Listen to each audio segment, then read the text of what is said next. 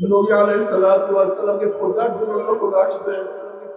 আলী রাদিয়াল্লাহু বলেন, আমি নিশ্চিত ছিলাম যে আমি দুনিয়াতে বাঁচব না, নবীকে না পেলে আমাকে তারা হত্যা করবে।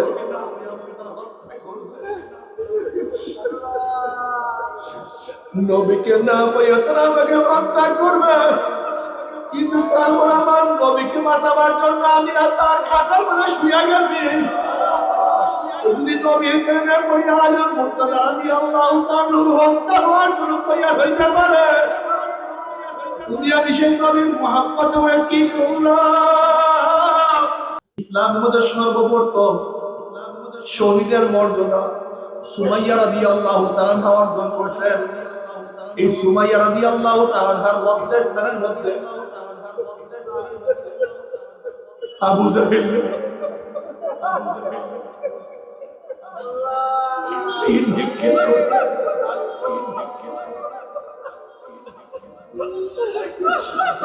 দুনিয়ার থেকে বিদায় হয়ে গেছে, ঈমান ত্যাগ করে না, ঈমান ত্যাগ করে না। ও আমার মা বোনেরা, হযরত হাজর আলাইহিস সালাতু ওয়াস সালাম মাওলার প্রেমে পড়িয়া, মাওলার মহব্বতে পড়িয়া ওই বাচ্চা কি নিয়ে কাবা শরীফের ওই জায়গায় বনবাস স্বীকার করছেন। ঈমান ছাড়ে নাই, ঈমান ছাড়ে নাই।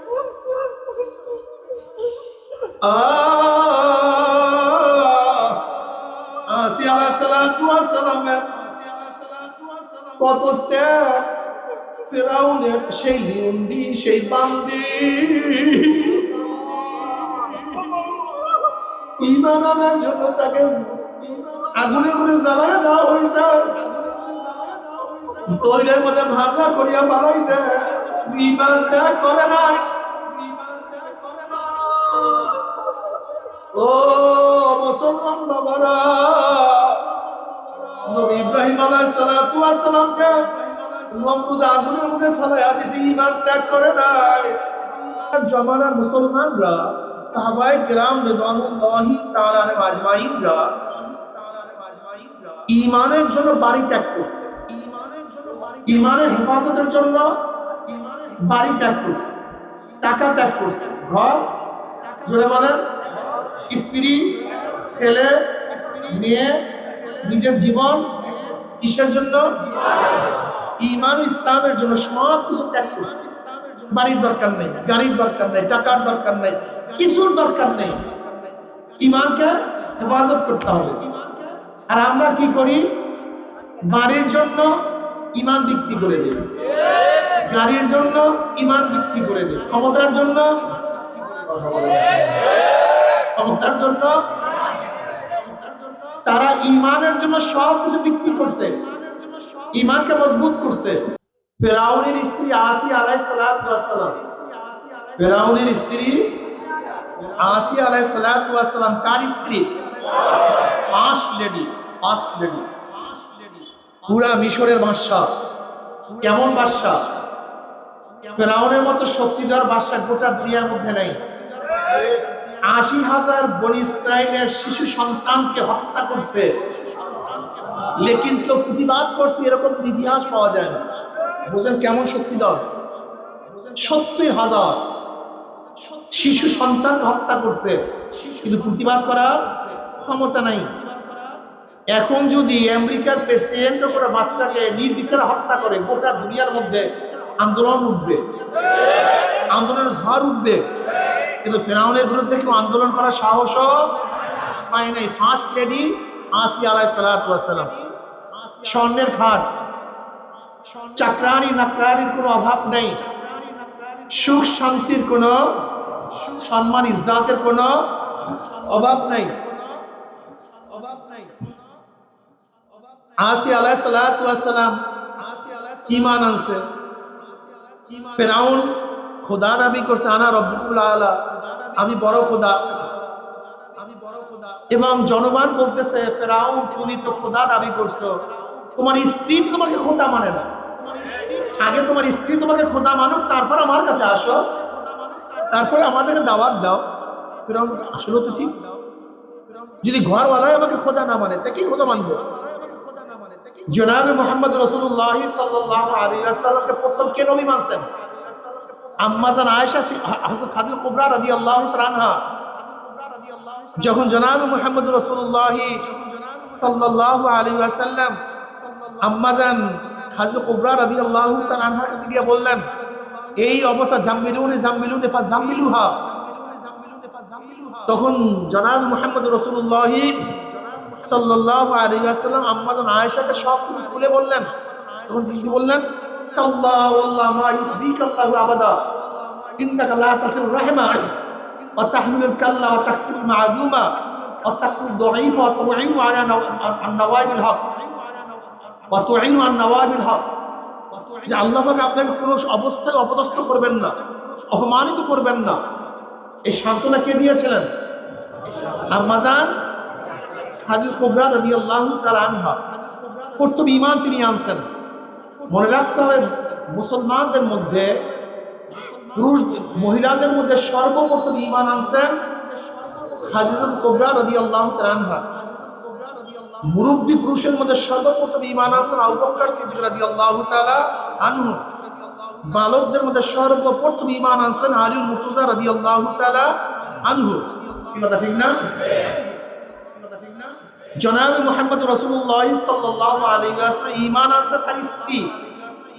আর ফেরাউনকে তার স্ত্রী অস্বীকার করছে, আমি তোমাকে খোদা মানি না, তোমাকে স্বামী মানি কিন্তু খোদা মানি না। এবার ফিরাউন ক্ষিপ্ত হয়ে গেছে, আসিয়া তুমি আমাকে যদি খোদাই না মানো, কি আমাকে খোদা মানবে? তুমি আমাকে খোদা মানো। আসিয়া বলছে, আমি তোমাকে স্বামী মানি কিন্তু খোদা মানি না। তাহলে আসিয়া আমি তোমাকে তালাক দিয়ে দেবো, তালাকের বিরহ বেদনা সহ্য করবো কিন্তু খোদা মানব না। অথচ আজকে আমাদের মুসলিম মেয়েরা বেঈমানদের সাথে প্রেম করিয়া চলিয়া যায়।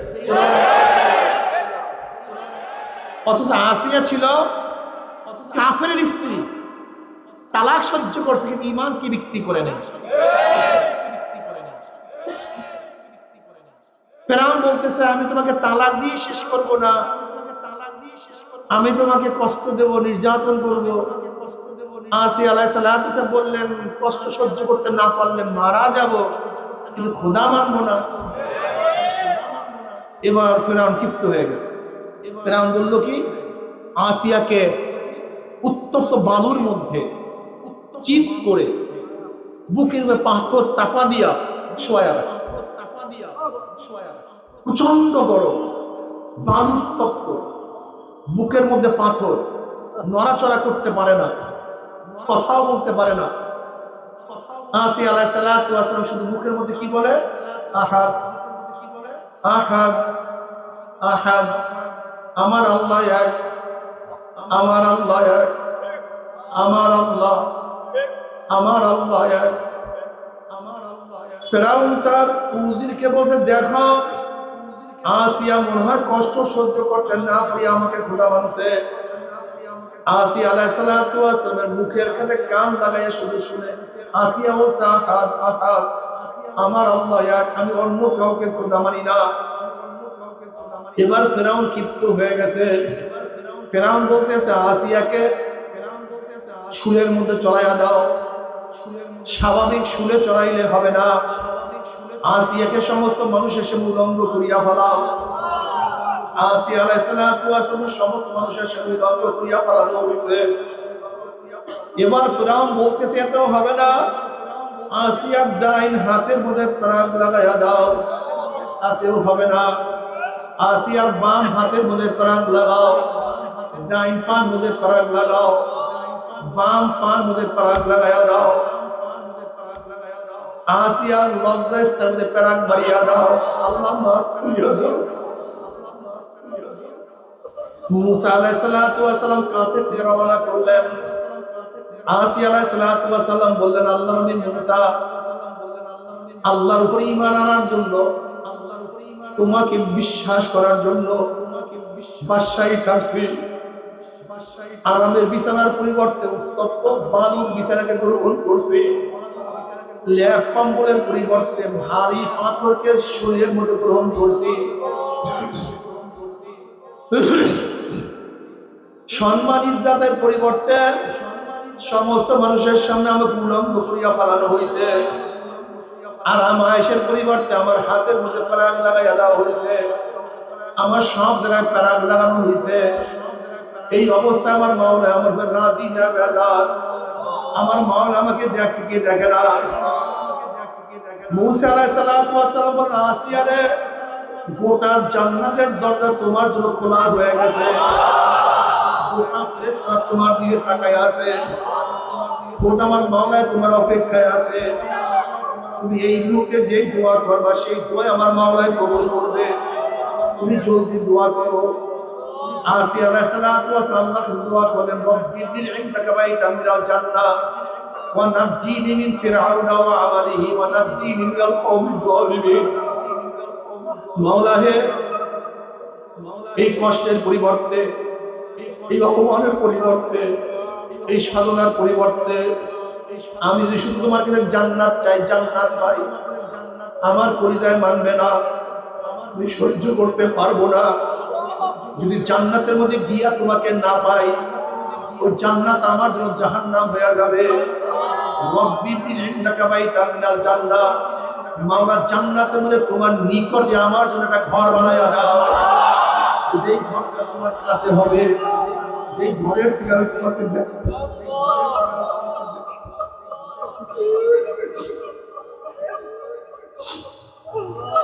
জান্নাতের মধ্যে তোমার নিকট একটা ঘর বানায়া দাও, যেই ঘর থেকে আমি তোমাকে দেখতে পারবো। মুফাসসিরিন کرام বলেন, আসিয়া আলাইহিস সালাতু ওয়াস সালাম দোয়া করার সাথে সাথে আল্লাহ পাক বলেন, আসিয়া তাকায়া দেখ, তোর জন্য ঘর তৈরি হয়ে গেছে।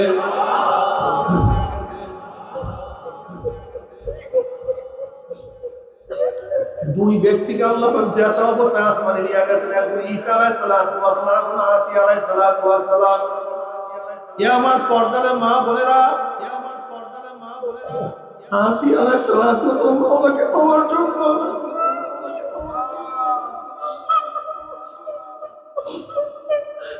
আসিয়া আলাইহিস সালাতু ওয়াস সালাম মাওলাকে পাওয়ার জন্য সব কিছু ত্যাগ করছে। আর তুমি আমি সেই মাওলাকে পাওয়ার জন্য কি ত্যাগ করলাম?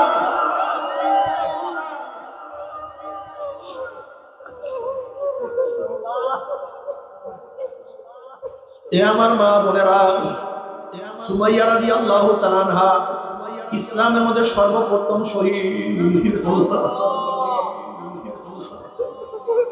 ইসলামের মধ্যে সর্বপ্রথম শহীদের মর্যাদা কোনো পুরুষ অর্জন করতে পারে নাই।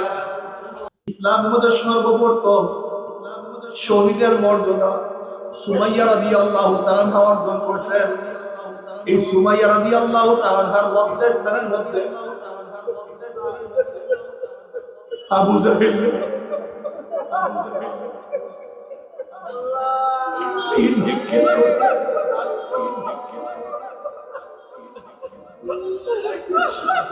দুনিয়ার থেকে বিদায় হয়ে গেছে, ঈমান ত্যাগ করে না, ঈমান ত্যাগ করে না।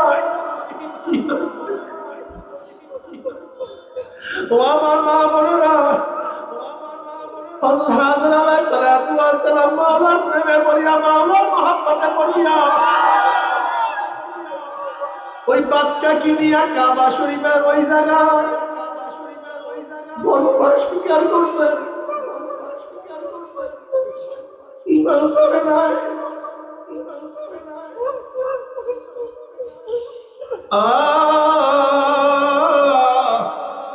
আসিয়া আলাইহিস সালাতু ওয়াস সালামের কত ত্যাগ, ফিরাউনের সেই লিউন্ডি, সেই বান্দি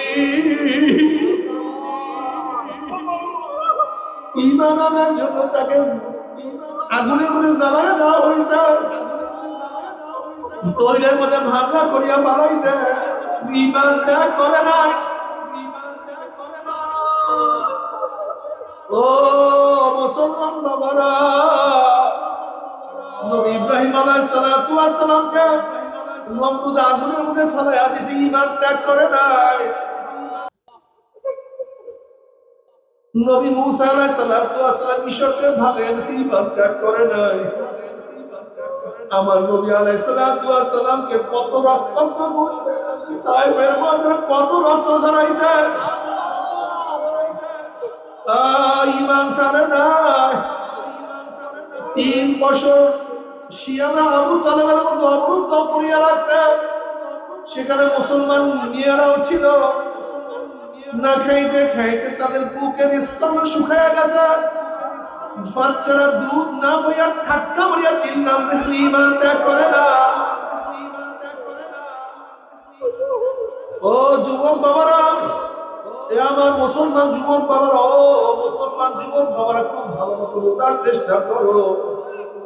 যদি ইসমাইল আলাইহিস সালাম মাত্র অল্প বয়সে ফালাম্মা বালাগা মাহু সাইয়া, মাত্র যখন বাবার পিছনে পিছনে হাঁটা শুরু করছে, বাবার কাজে কিছুটা সাহায্য করা শুরু করছে, তার মানে 7, 8, 9 বছর বয়স ইসমাইল আলাইহিস সালাম হয়ে গেছে। ইসমাইল আলাইহিস সালাম মাওলার প্রেমে পড়িয়া যদি ছুরির নিচে নিজের গর্দানকে ঝুঁকাইয়া দিতে পারে, তুমি আমি সেই মাওলাকে পাওয়ার জন্য কি ত্যাগ করলাম? ত্যাগ করি না। আজকে 5 ওয়াক্ত নামাজ পড়তে পারি না। যখন জনাবে মুহাম্মদ রাসূলুল্লাহ সাল্লাল্লাহু আলাইহি ওয়াসাল্লাম হিজরত করবেন, জনাবে মুহাম্মদ রাসূলুল্লাহ সাল্লাল্লাহু আলাইহি ওয়াসাল্লামের বিছানার মধ্যে হযরত আলী মুর্তজা রাদিয়াল্লাহু তাআলা শুয়াইয়া নবী আলাইহিস সালাতু ওয়াস সালামের চাদর দিয়ে আবৃত হইয়া রওনা করছে। কাফেররা নবী আলাইহিস সালাতু ওয়াস সালামকে খোঁজার জন্য লোক আসছে। আলী রাদিয়াল্লাহু বলেন, আমি নিশ্চিত ছিলাম যে আমি দুনিয়াতে বাঁচব না, নবীকে না পেলে আমাকে তারা হত্যা করবে।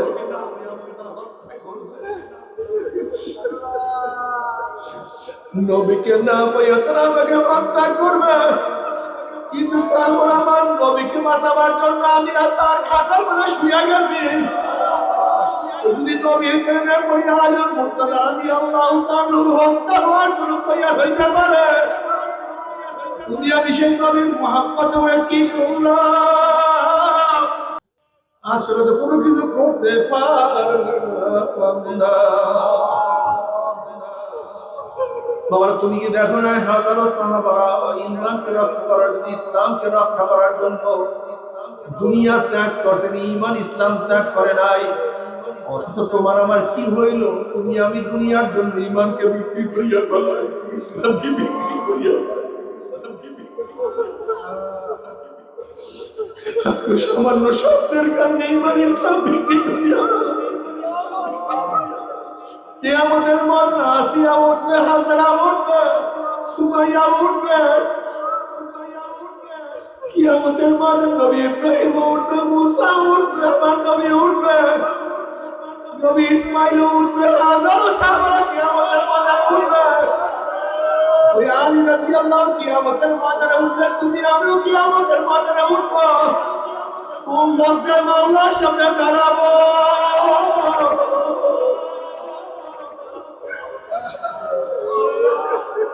কোন লজ্জায়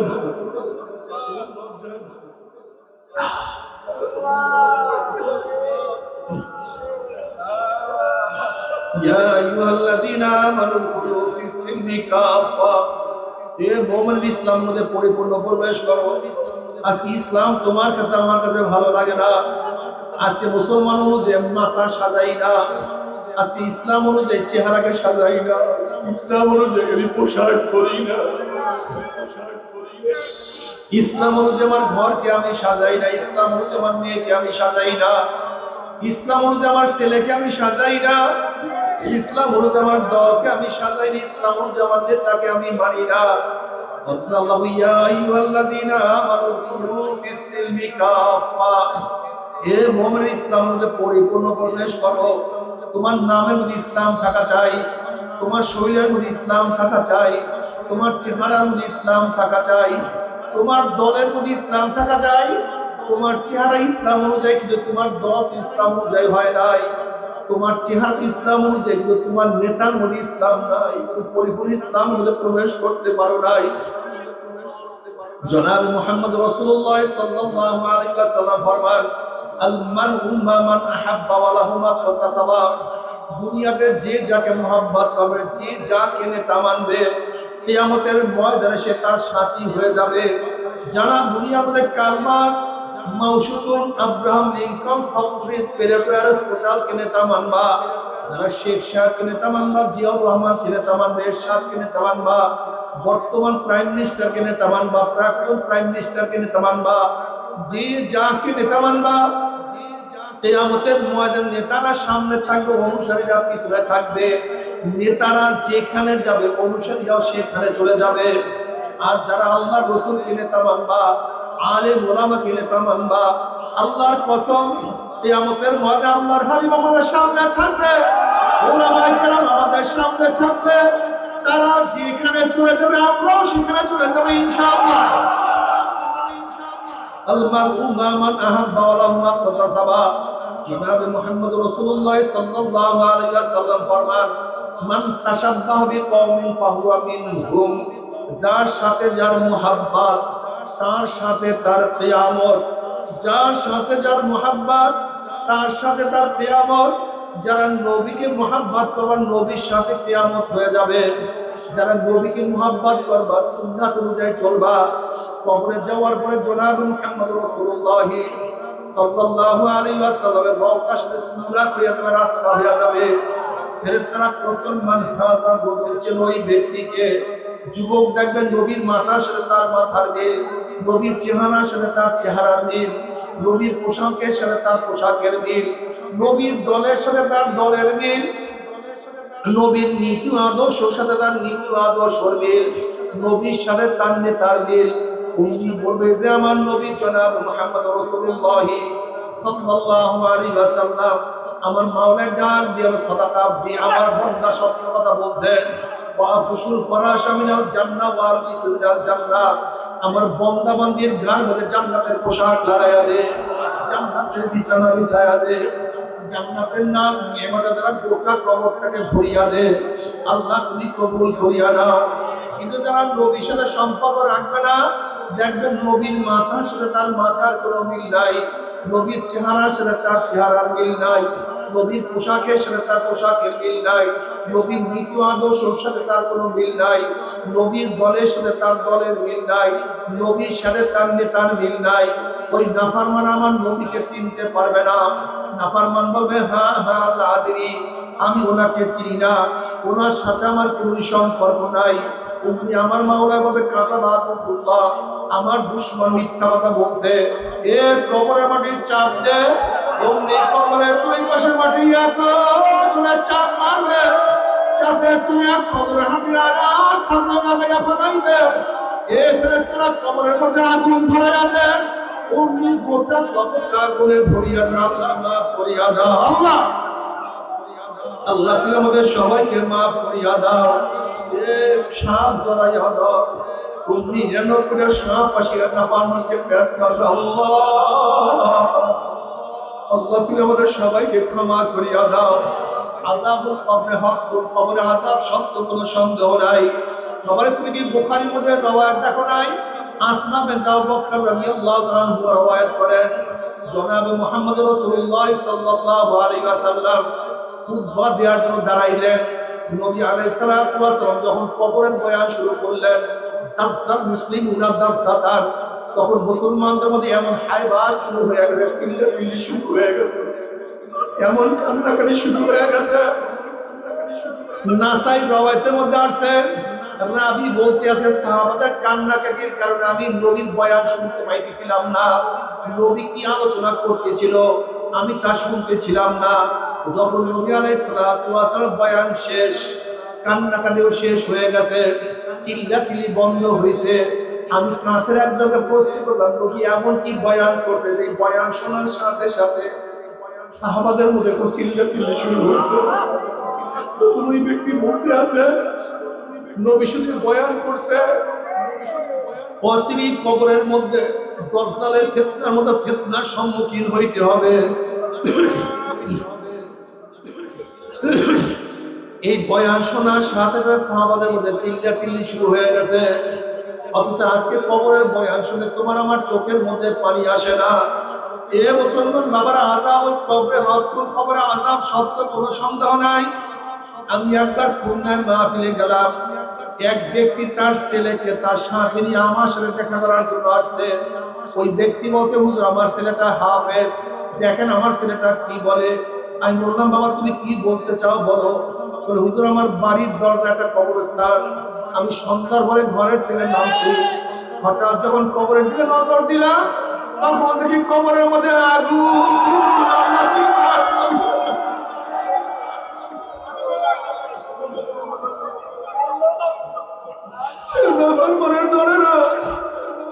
কত কবরের মধ্যে আগুন দেখা যায়, কত কবরের মধ্যে ধোঁয়া দেখা যায়, কত কবরের মধ্যে সাপ বিচ্ছু দেখা যায়, কত কবরের মধ্যে 1 বছর 100 বছর 1000 বছর পরও কাপড়ের কাপড় সহ লাশ তাজা পাওয়া যায়। এরপর তোমার মাথার মধ্যে কিছু ঢুকবে না, এরপর তোমার বুঝে আসবে না আসলে তোমার কপাল খারাপ হয়ে গেছে, তোমার কপাল খারাপ হয়ে গেছে। فأغشيناهم فهم لا يبصرون فأغشيناهم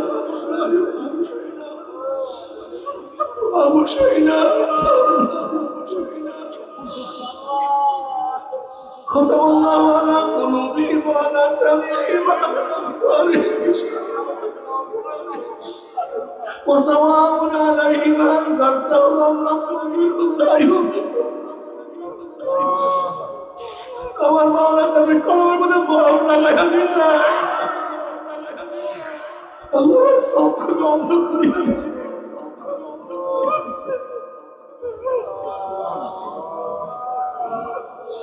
ও আমার যুবক বাবারা, ও আমার মুরব্বী বাবারা, বাবারে, ইমাম গাযালী রাহমাতুল্লাহ আলাইহি বলেন, গরিবের তুলনায় বড় লোকদের কবরের শাস্তি 70 গুণ বেশি অনুভব হবে। যখন বড় লোকদের শাস্তি শুরু হয়ে যাবে আর দুনিয়ার শান্তি সুখ শান্তির কথা মনে পড়বে, আমার বিল্ডিং এত বড় ছিল, আমার খাট এত দামি ছিল, আমার এত চাকরানির নৌকা ছিল, আমার এত সম্পত্তি ছিল, আমার দস্তারখানে এত ধরনের কারখানা ছিল। দুনিয়ার যখন সুখ শান্তির কথা মনে পড়বে, ওইদিকে গুর্জের বাড়ি শুরু হয়ে যাবে, তখন এত কষ্ট লাগবে, ওই কষ্ট সহ্য করতে পারবে না। আল্লাহ তুমি আমাদের সবাইকে মাফ করে দাও। আমার যুবক বাবারা, আমার পর্দায় মা বোনেরা, তুমি কোন ক্লাসে পড়ো? বলে, হুজুর আমি তো 8-এ পড়ি। তুমি কি দেখো না কত 8-এর সন্তান আমার মাওলার পাশে, তুমি কেন পারবে না? বাবা আমি একবার সফরে গেলাম মুন্সিগঞ্জে, একটা ছেলে আমার সাথে সাক্ষাৎ করার জন্য আসছে, দেখা করার জন্য আসছে। দেখি পাগড়ি বড় লম্বা জামা, দেখি পাগড়ি কত সুন্দর। আমি বললাম, বাবা তুমি কোন মাদ্রাসায় পড়ো? আমি তো মাদ্রাসায় পড়ি না, স্কুলে পড়ি। আমি বললাম, মাশাআল্লাহ তোমার এই হালাত কিভাবে হইলো? আমি দুষ্টামি ফাইজলামি করতাম, একদম লোক আমাকে দাওয়াত দিয়া চরমনায় নিয়ে গেছে। চরমনায় যাওয়ার পর আমার মাওলা আমাকে দ্বীনের বুঝ দিয়েছে। এখন আমি পাগড়ি পরি, লম্বা জামা গায়ে দিয়ে স্কুলে যাই, কিন্তু আমার বাপ মা ইটালিতে থাকে, নানা বাড়ি থাকিয়া পড়াশোনা করি, কিন্তু এখন নানা নানিও পছন্দ করে না, স্কুলের ছাত্রও পছন্দ করে না, ছাত্ররা ঠিক করে। এখন নানা নানি আমাকে নালিশ দিছে, আব্বু আম্মুর কাছে আমাকে এখন ইটালিতে নিয়ে যাবে। আমি পরীক্ষার জন্য বললাম, তোর এত সকালে এত সুন্নাত মতো চলার দরকারটা কি? একটু বড় হইয়া সুন্নাত অনুযায়ী চলবা। অমনি ছেলে 2 চোখের পানি পালাই না, হুজুর আমি বাপ মা সব ত্যাগ করতে পারবো,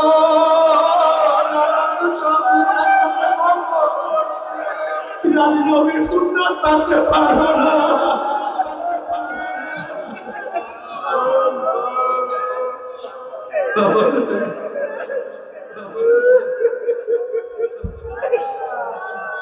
আমার কিছু না,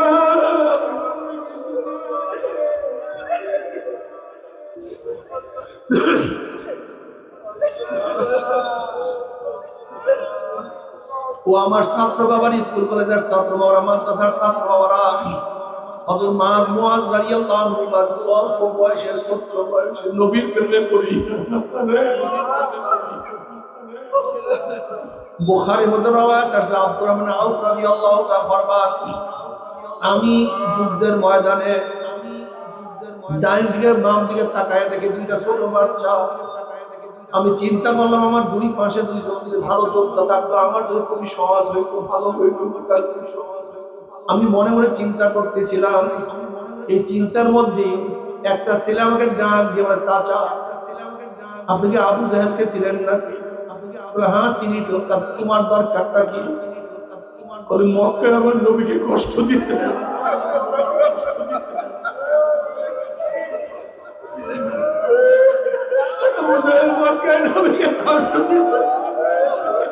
সেই প্রতিশোধ নেওয়ার জন্য আমি আসছি।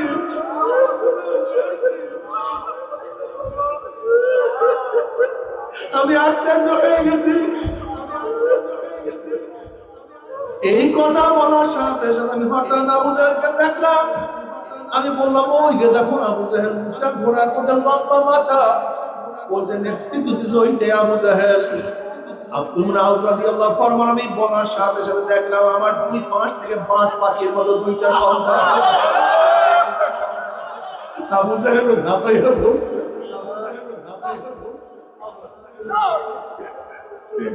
একজনে ঘোড়ার পার আঘাত করছে, আর একজন আবু জাহেলের উপর আঘাত করছে। আবু জাহেলের কান উপর আঘাত, তাদের উপর আঘাত করছে।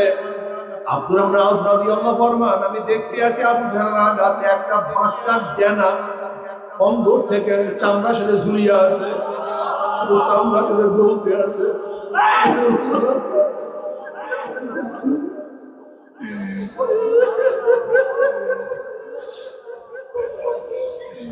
আমি দেখি ওই চামড়ার ঝোলার কারণে বাচ্চাটা এখন যুদ্ধ করতে পারতে আছে না। হঠাৎ আমি দেখলাম ওই বাচ্চাটা ওই পাউটা ওই হাতটাকে পার নিচে নিয়ে ছাট্টা মারি আছে।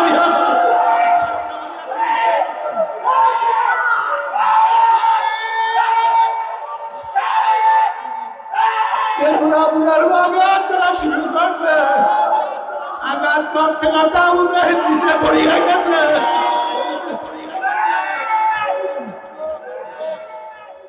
ও মুসলমান সন্তানেরা, তোমাদের পূর্বসূরীদের ইতিহাস কি আর তোমাদের ইতিহাস কি রে বাবা?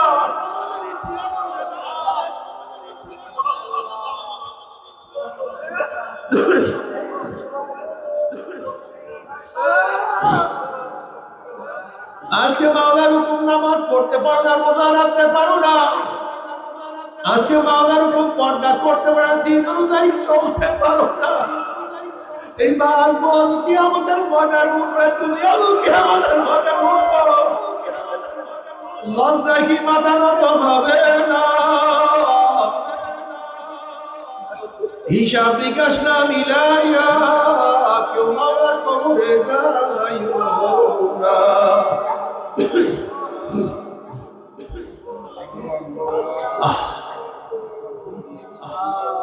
আজকে মুসলমান সন্তান নামাজ পড়ে না, অথচ নবী মুহাম্মদ রাসূলুল্লাহ সাল্লাল্লাহু আলাইহি ওয়াসাল্লাম ফরমান, আল ফারকু বাইনাল আবদি ওয়াল কুফরি তারকুস সালাহ। মুমিন এবং কাফেরের মধ্যে পার্থক্য, মুমিন নামাজ পড়ে, কাফেররা নামাজ পড়ে না। মুমিন আল্লাহর সামনে দাঁড়ায়, কিন্তু বেঈমানরা আল্লাহর সামনে দাঁড়ায় না। মুমিন আল্লাহর সামনে নত হয়, রুকু দেয়, কিন্তু বেঈমানরা রুকু দেয় না।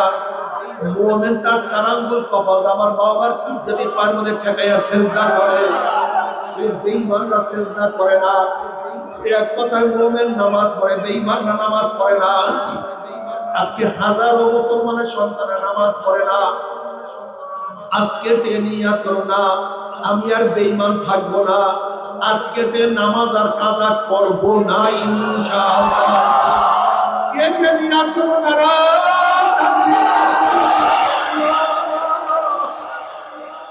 হাত থেকে পুরা উঁচা করো, মাওলাকে টাকা ভাবা।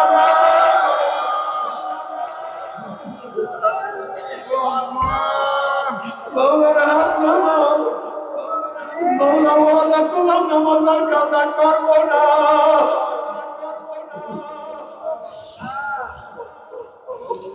বাবার এক ওয়াক্ত নামাজ কাজা করলে ইচ্ছে করি এক কাজা করে 2 কোটি 88 লক্ষ জাহান্নাম ভোগ করতে হবে।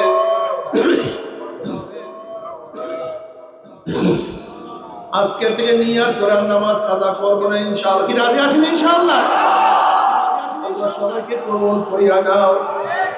আমার বাবারা মুসলমান বাবারা, যারা কিয়ামতের ময়দানে উঠবে বিশ্বাস করো, নবী আলাইহিস সালাতু ওয়াস সালাম সুপারিশ করবে বিশ্বাস করো। হাজারো হাদিসের মধ্যে আছে জনাবে মুহাম্মদ রাসূলুল্লাহ সাল্লাল্লাহু আলাইহি ওয়াসাল্লাম যখন তোমাকে দেখবে তুমিও তাকে দেখবা। যদি দেখো আমার নবীর চেহারায় দাড়ি, তোমার চেহারায় দাড়ি নাই, তখন তোমার লজ্জায় মাথা নত হয়ে যাবে। আর তোমার চেহারায় দাড়ি না দেখলে আমার নবীর পরিচয় ব্যথা লাগিয়া যাবে, আমার নবী কষ্ট পাবেন, তুমিও লজ্জা পাবা। কাজে আজকে থেকে মনকে বুঝরে মন কিয়ামতের ময়দানে আল্লাহর হাবিবকে কষ্ট দেব না, তার পরিচয় ব্যথা দেব না, আমিও লজ্জায় মাথা নত করবো না। ওয়াদা করলাম মন, আমার স্ত্রী বেজার হয় হোক, আমার বন্ধু বেজার হয় হোক, আমার সমাজ লজ্জা পায় পাক, আমার যা কিছু যায় সব যাক, আজকে থেকে নবীর চেহারার দাড়ির মধ্যে আর পোষ মারবো না ইনশাআল্লাহ। সেখানে আপনার নারাজ তাকবীর। আল্লাহ তুমি সবাইকে কবুল করিয়া নাও। আমার যুবক বাবারা দাড়ি রাখলে দেখবে এত মজা, আর দাড়ি কাটতে পারবা না। মনে করতো হুজুর দাড়ি রাখলে মেয়েরা বিবাহ বসবে না। দাড়ি দেখার পরে যে মেয়ে বিবাহ বসবে না, ওটা তো মুসলমান, ওরা শয়তান। শয়তান বিবাহ করলে তোমার খসরাত দুনিয়াওয়ালা আখেরা, দুনিয়াও বরবাদ আখিরাতও বরবাদ। আমি শয়তানকে বিবাহ করতে চাই না, আমি মুসলিম নারীকে বিবাহ করব ইনশাআল্লাহ। কি রাজি আছেন ইনশাআল্লাহ? আল্লাহ তুমি কবুল করিয়া নাও। এরপর আল্লাহ পাক কাউকে জান্নাত কাউকে জাহান্নামের ফয়সালা দিয়া দিবে। জান্নাতে যাওয়ার পরে জান্নাতের আনন্দ ফুর্তির মধ্যে লিপ্ত হয়ে যাবে। আল্লাহ কবুল করিয়া নাও। আর জাহান্নাম থেকে ধাক্কা মারিয়া জাহান্নামে ফলাইয়া দেওয়া হবে। জাহান্নাম থেকে ফলাবার পরে 70 বছর পর্যন্ত জাহান্নাম নিচে যাইতেই থাকবে, যাইতেই থাকবে। ডাইনে আগুন, বামে আগুন, উপরে আগুন, নিচে আগুন, সামনে আগুন, পিছনে আগুন। আল্লাহ আমাদের সবাইকে মাফ করিয়া দাও। জাহান্নামের মধ্যে জাহান্নামের একটা আগুনের পোশাক পরাইয়া দেওয়া হবে। ওই পোশাক শরীরের মধ্যে লাগার সাথে সাথে শরীরের চামড়া গোশত সব পরাইয়া সরকার হইয়া ফেলাইবে। জাহান্নামে 2 হাত দিয়া পোশাক ছেড়ার চেষ্টা করবে, কিন্তু পোশাক ছেড়তে পারবে না, সহ্য করতে পারবে না। আল্লাহ আমাদের সবাইকে মাফ করিয়া দাও। তবে মুমিন মুসলমান বলতে সবাই মনে চায় গুনাহ থেকে ফিরিয়া না আমল করিয়া মাওলার জান্নাতে সবাই যাইতে মনে চায়। গুনাহ নিয়ে মাওলার জাহান্নামে কাউকে কিন্তু যাইতে মনে চায় না। কিন্তু কেনই বা আমরা নেক আমল করতে পারি না, কেনই বা গুনার কাম ছাড়তে পারি না? এর মূল কারণ আপনার এবং আমার পিছনে নফস এবং শয়তান লাগিয়া রয়েছে। এই নফস এবং শয়তান থেকে ফেরার জন্য যে কোনো একজন হক্কানি আল্লাহর ওলি হাতে হাত দিতে হবে রে বাবা। খবরদার, বর্তমান জমানায় পীর মুরিদের নামে ভেজাল, ব্যবসা, দলাদলি, হিংসা, হাসাদে পরিণত হয়ে গেছে। সমস্ত আল্লাহর ওলির একমত, যেই পীরের 5 জন মুরিদের মধ্যে কমপক্ষে 3 জনকে দেখবেন আলহামদুলিল্লাহ সুন্নাত মুআফিক আমল আখলাক মজবুত হয়ে যাইতে আছে, গুনার কাম ছাড়তে আছে, নেকের আমল ধরতে আছে, কলব নরম হইয়া চোখে পানি আসতে আছে। বৃক্ষতর নাম কি, ফলে পরিচয়। আমি চরমোনাই বুঝি না, চরমোনার দাওয়াত প্রশংসা প্রচার প্রসার করার জন্য আসি নাই রে বাবা। চরমোনাই যাওয়ার তোমার কোনো দরকার নাই, কোনো দরকার নাই, কোনো দরকার নাই। তুমি যার কাছে গিয়া পারো গুনার কাম ছাড়ো, নেকের আমল ধরো, কলম নরম করিয়া চোখে পানি নিয়ে মাওলার কবরে যাইও।